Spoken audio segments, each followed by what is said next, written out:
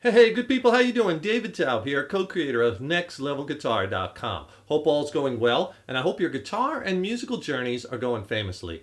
And today I have another FAQ, or Frequently Asked Questions video. It's 2019. This is number 13. We're here at the end of September, and the year is just flying by. So appreciate your email questions and your support. Remember, get your questions in. It's very easy. All you have to do is you could leave a question below in the YouTube box down there, or you can email it to me directly. thenextlevelguitar@yahoo.com is the email address, and just put question for David in the subject line. Please remember to subscribe to the channel. Subscribing to the channel really helps us to keep bringing the content, as well as you'll be notified when we have a new video out. If you like it, click the like button, give it a thumbs up. We so appreciate it. And I have a new record out with my original band Mind Cell. The album just dropped a few weeks ago. So far, the feedback has been awesome. You know, it's interesting because a lot of people think like you do all this work in writing and creating a record, and then you record it and it's done, right, and you're finished, and really the hard work has just begun, because now you got to get it to people and get it out there, right? So check it out. I would love your feedback and your opinions on it. I'll put links below. You can get a physical CD through CD Baby, or you can download the digital album on Amazon, or you could stream it on Spotify or Deezer or Tidal, and I'll put links to all that below. Let me know how you like the record, how you like the songs, the guitar tones, the mixing, the production, the studio techniques I use, or if you have questions about the songs or the techniques or production, let me know. Got a question here from Super Beast, who asks, so anytime you put out new tabs or follow-up work for your videos, which I appreciate, I always get denied access because I'm already a subscriber. I'm sure I can get through if I use a different email address, but I can't keep doing that. Any suggestions? Thanks. Hey, no problem. Anytime you're having problems getting to any of our content or any of the extras that we provide, usually I put links in the YouTube description box below, and you just click on them. But if you're having issues getting through, just email me. Email me at thenextlevelguitar@yahoo.com and just let me know what you want. Hey David, I watched this in this video and you said there was some tabs available or an ebook available. Can you send them to me? And just let me know your email address and I'll take care of it. I'm very reachable, so it's no problem. Just drop me an email. Question here from Dave A. Dave A asks, so Dave, am I ever going to play guitar like you and your colleagues? I am sounding a lot better now thanks to your videos. Thanks for your kind words, Dave. I really appreciate them. It means a lot to me, and I'm so glad that we're able to help you along your guitar journey.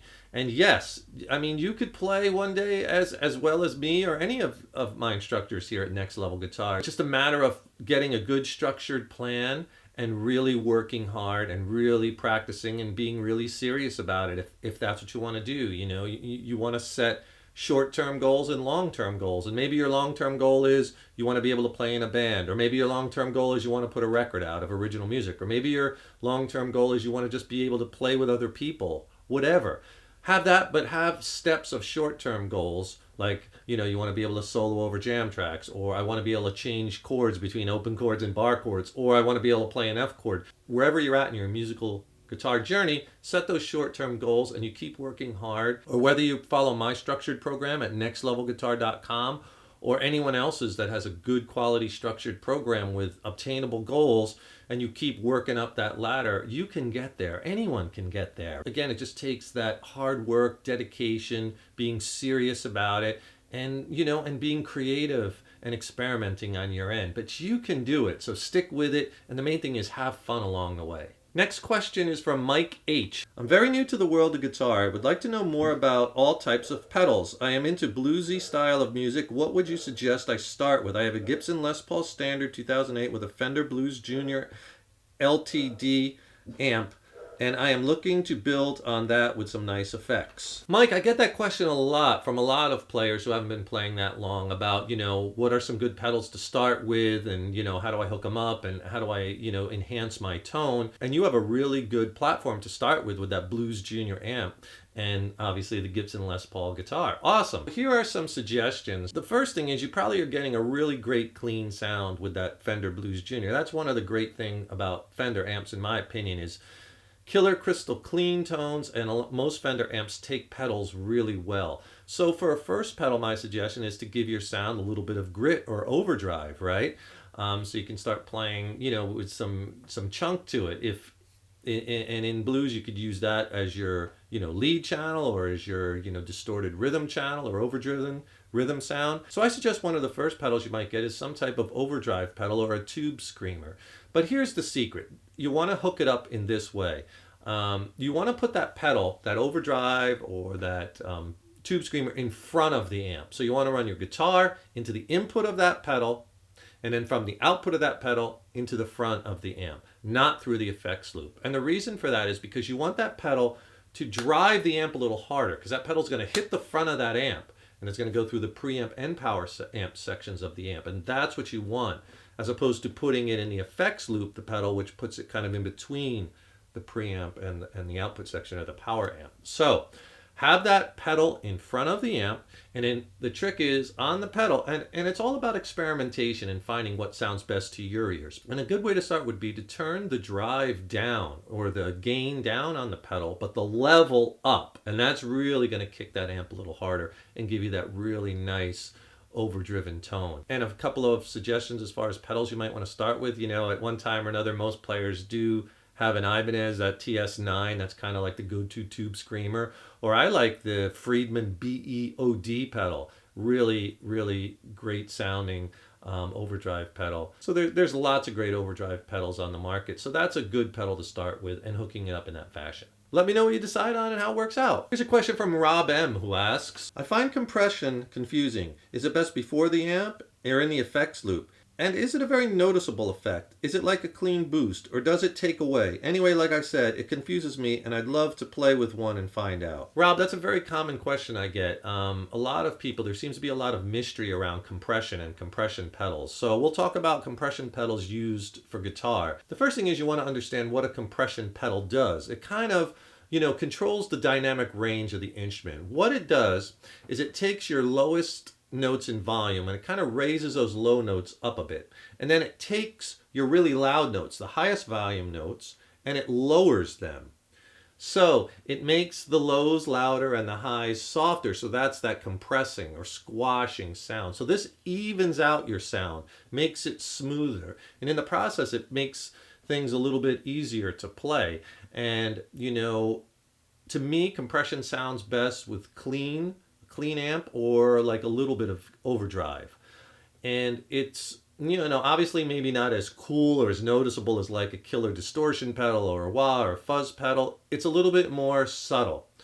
But what it could do, a little compression can really add a little bit of spank and some extra sustain, and it could add, some luxuriousness to your sound. So, by all means, you want to experiment with it. But again, use it more to enhance, not to overtake your sound like most effects. And compression is used a lot like in country guitar with country players to kind of even out that and smooth out that sound. It's used a lot of rhythm, R&B, funk players use it because, again, it limits that dynamic range. So this way when they're strumming and wick-whacking, you don't hear those crazy louds like when you first slam on the guitar. Lots and lots of different genres use compression. And as far as wear in the chain, like with most pedals, there really are no rules per se. You want to experiment. What there are conventional wisdoms. Most people do like the compression pedal more toward the front of the chain and in front of the amp, not in the effects loop. I would tend to agree with that. Personally, what I like in the effects loops are delay pedals, reverb pedals, modulation effects. Those to me sound best to my ears in the effects loop. Most other pedals I like in front of the amp. And you definitely don't want your compression pedal after your reverbs or delays, because it's limiting the sound, it might cut off those delay trails or echoes or reverberations. So you definitely want that pedal before your delays or reverbs, and you definitely want your overdrives probably and distortions before your delays and reverbs. So I suggest trying the compression pedal in front of the chain, more toward the front, and in front of the distortion, overdrive, and definitely in front of your delays and reverbs. If you can put the delays and reverbs in the effects loop, I think even better. So there's some conventional wisdoms to get you started. Experiment. Compression, again, is a really fun effect that can really add a little bit of sparkle to your sound in a very subtle way. Give it a try. Let me know how you make out. Question from Tony P, who asks, great videos. I get confused with so many pedals out there, it's hard to know which ones to get. For sure, Tony, I totally agree. You know, we live in such a killer musical time right now. It's both amazing and at the same time overwhelming because there's never been so many companies making so many different pedals and different models of pedals, and it gets overwhelming and confusing for sure. And I do get a lot of questions from students asking me about, you know, which pedal is best and what would you choose this over this and how do I go about choosing a pedal? You know, and a lot comes down to, you know, what sounds best to your ears and using pedals in a way that enhances your sound without taking it over. And you want to experiment and be creative with them. The best thing to do is to take your guitar to a music store, and most music stores, you know, have lots of boards of pedals and they'll let you try out whatever you want. Just plug in and start experimenting. And you could even start dialing up some videos at home first and comparing certain pedals, you know, go to channels that, you know, do a lot of pedal demos and maybe you can pit one against the next, and you have to see which sounds best to your ears and also which has the functionality that you want, because some pedals are very simple and basic pedals and other pedals are way crazy amount of functionality, which is both good and can be overwhelming. Like they make, like, I prefer like simple analog delay pedals, right? 3 knobs to them. To me, that I use delay in that way. And I like a pedal like the carbon copy, right? The carbon copy analog delay. I like analog delay. To me, it just sounds a little warmer than digital delay. I like digital delay too. They're not, one's not better than the other, just different. I prefer analog, and it just has, you know, the 3 knobs, and that's all I need for delay. I just need to control, you know, the time, the rate of the delay, the mix, how much of delay versus dry signal, the feedback or repeats, how many times that delay is going to repeat, and, you know, the time as far as how long is short a delay. To me, that's the delay pedal I like. But they're making some incredible delay pedals like the Strymon Timeline, which has an amazing amount of different ways you can get creative with delay, and it's MIDI compatible and it has all this functionality, and some people love that. Some people think it might be too much for them. So you want to get an idea of the pedals you like. Go to the pedal manufacturer's website, watch their videos, you know, do your research and compare and see what sounds best to your ears. And obviously, if you're not going to use all that functionality, there's no sense buying that pedal because they're expensive, right? The more function, the more electronics or circuits in the pedal is going to drive up the cost. So obviously you want to keep your budget, functionality, and also the sound. It's all about the sound. What sounds best to your ears? Play through as many as you can get your hands on and see what you like, and enjoy the journey. It's a journey. And if you want a great tool to really help you with your lead guitar journey, I'll send you my Jam Track Coach. It's an awesome practice tool. Basically, I'll send you 6 killer sounding jam tracks and 2 ebooks. Call it my Jam Track Coach. In ebook, the first one, I go over all the tracks one by one and explain the chords and some things that you could try over them, some soloing strategies, why they work, and I do that for each track. And then in the second ebook, I have all the scales diagrammed out. Just click on that link below and I'll send it to you for free. Question from Henrique, who asks, what's your favorite guitar effect? And, you know, I have a lot of favorites. I don't use tons of effects when I play live or record, but I do like them very much. My favorite probably would be distortion. You know, I love a lot of heavy, killer, oversaturated kind of thick kind of distortion, especially for the music that I play, which is, you know, progressive rock, hard rock, heavy stuff. For me, I love a great high gain amplifier. I've been using Mesa Boogie amps for a long time, and I like getting my distortion from the amp, from the tube amp. I love tube amps. I like the Mesa Boogie. I have a Mark V now. That's my main live amp. I've been playing Mesa Boogies a long time. So distortion I really love. And I love distortion pedals. And I use them, you know, when I'm filming a lot too. But for live playing, I really like through the amp. And then an effect pedal, my favorite, I guess. I have this kind of cool pedal. It's called Dino My Roto. I'll show you a picture of it here, made by Keeley, and it's just a really cool effect. What it is, it actually has 3 effects in it. It has like an old school chorus, it has a rotary sound effect, like an old rotating speaker effect, and it also has where it will combine it with flange, and that's the one I really like. And it just gives me this really different kind of swirly, cool kind of sound. And in fact, I used it in my new record with my original band Mindcell. I have a new record that just dropped. The record is titled Absolute, but in the song Three Worlds, we did this kind of bridge. I wrote this bridge for it in 7/8 time, actually, and I used that effect. I'll play a little bit for you, but this is that Dino My Roto effect. Check it out. Not genetic, but something that had been developed. And his compassion and empathy had been beaten out of him by the system that he grew up in, which was the juvenile justice and criminal justice system.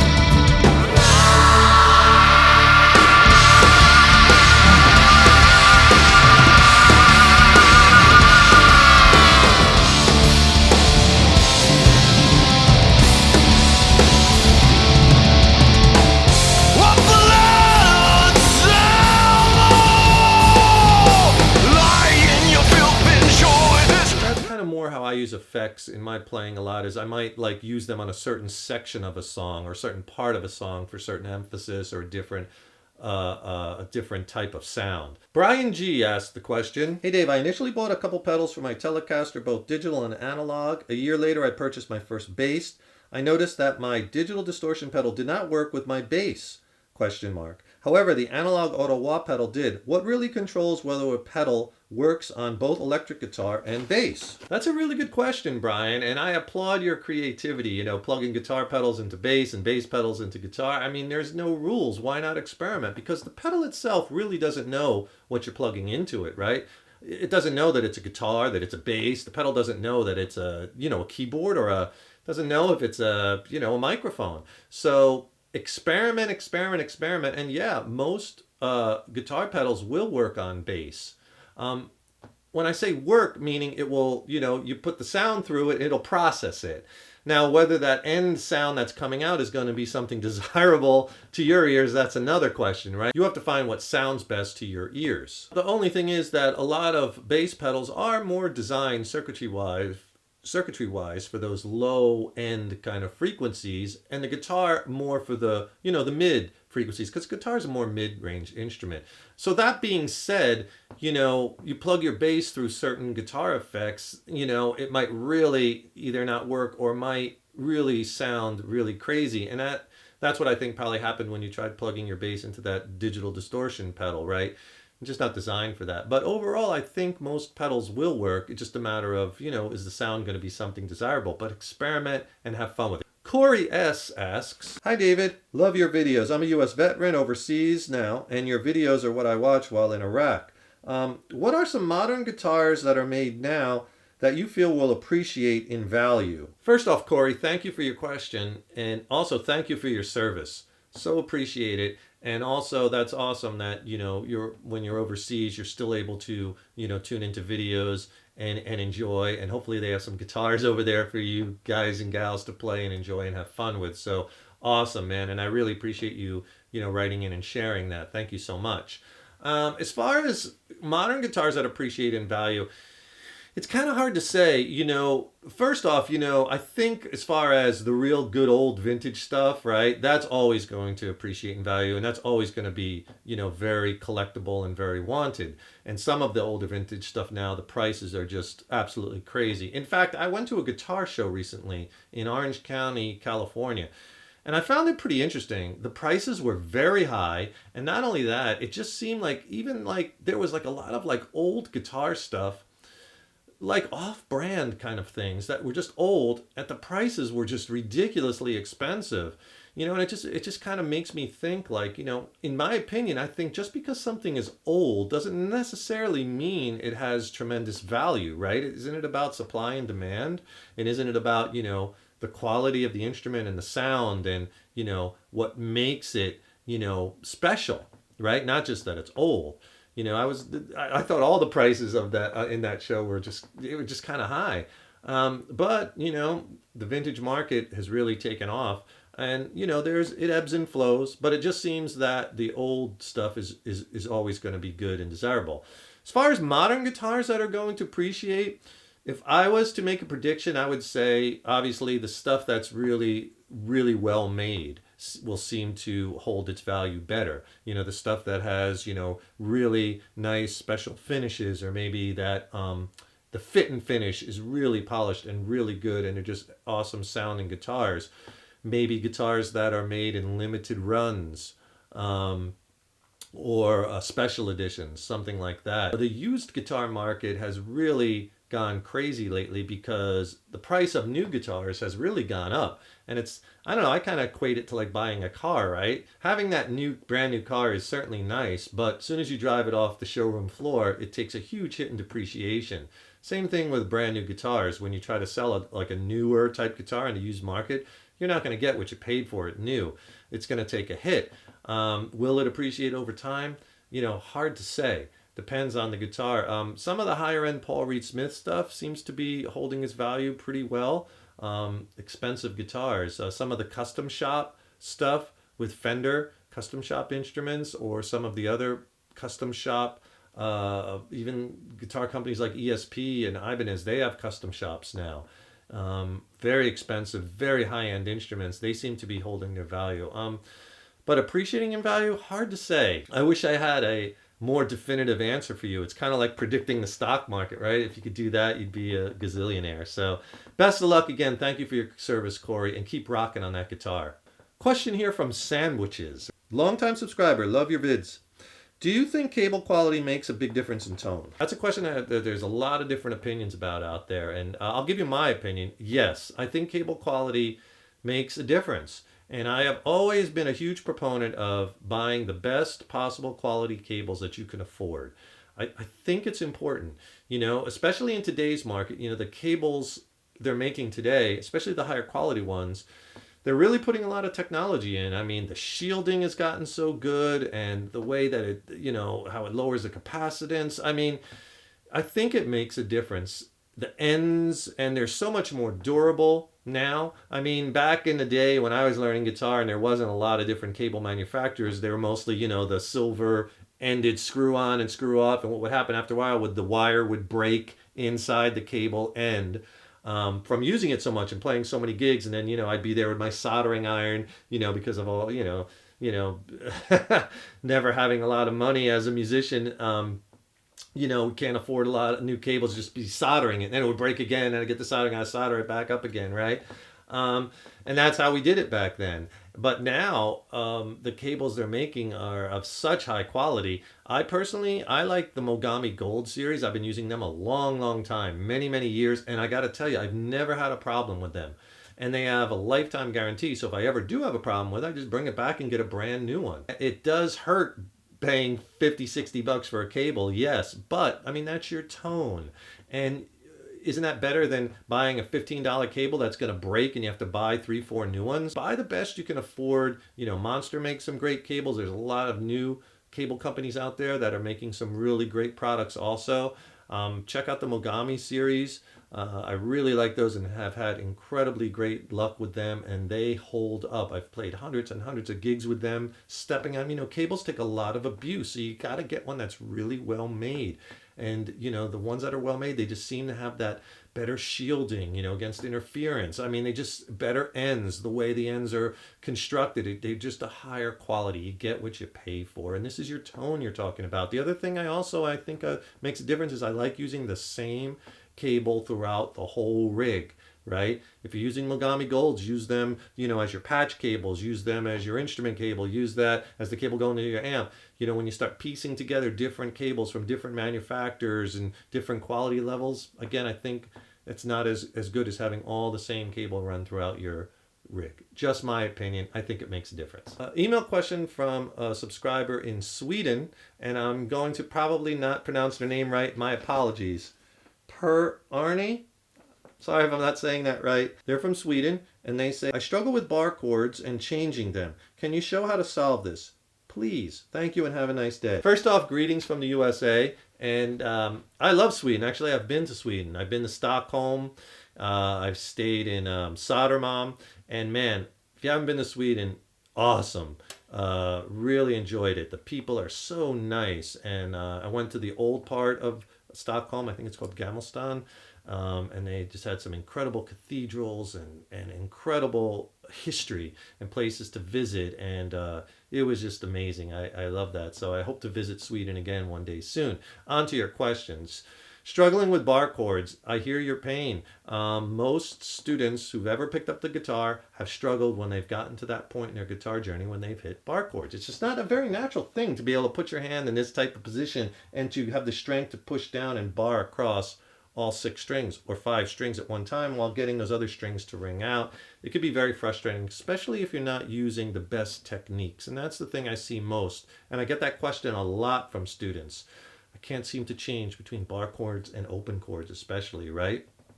And if you're not using the proper techniques with your bar chords, you're just going to set yourself back and you're going to form bad habits that'll be hard to undo later, and you're not going to get that real efficient chord changing. So I designed a lesson that's really going to help you with this. Instead of me showing you everything here, I'd rather just direct you to the lesson. I'll put a link to that lesson in the YouTube description box below. It's like a half-hour lesson on bar chord techniques, and also I give you some killer exercises to really get them dialed in.